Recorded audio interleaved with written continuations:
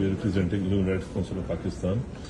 تو اس پورے سینیریو کے دوران جب سے اشرف صاحب کی شہادت ہوئی ہے اور اب تک آپ کیا سمجھتی ہیں کہ آپ کی گورنمنٹ کی کتنی سپورٹ رہی ہے اور ڈفرینٹ این جی اوز کی جیسے پی ایف یو جی ہے ان کی کس سے سپورٹ رہی ہے and how they have been effective in this all process? دیکھیے مجھے جو ہے نا حکومت کی کوئی سپورٹ حاصل نہیں رہی. ہاں البتہ پاکستانی عوام یا صحافیوں کی یا پی ایف یو جے کی یا جو آپ کی ہیومن رائٹس کی کونسل ہے ان سب کی مجھے سپورٹ حاصل رہی ہے اور اس کے ساتھ مجھے عالمی جو ہماری صحافی تنظیمیں ان کی بھی سپورٹ حاصل ہے. انہیں کی توسط سے میں یہ مقدمہ کینیا کی جو جی ایس یو ایم پہ دائر کر رہی ہوں.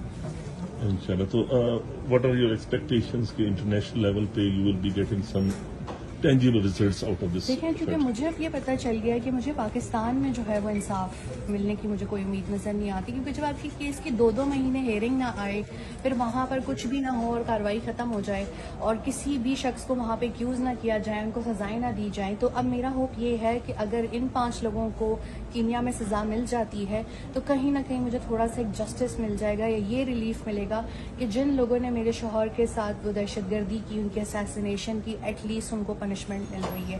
ادروائز یہاں تو کوئی نظام ہی نہیں ہے تو میں کیا کہہ سکتی ہوں. ہماری پوری دعائیں آپ کے ساتھ ہیں, ہماری پوری سپورٹ آپ کے ساتھ ہے. پاکستان ہیومن رائٹ کونسل کی پوری ٹیم جو ہے وہ آپ کے ساتھ ہے اور اس مشن میں آپ کا بہت ساتھ دے گی انشاءاللہ. Wherever you need our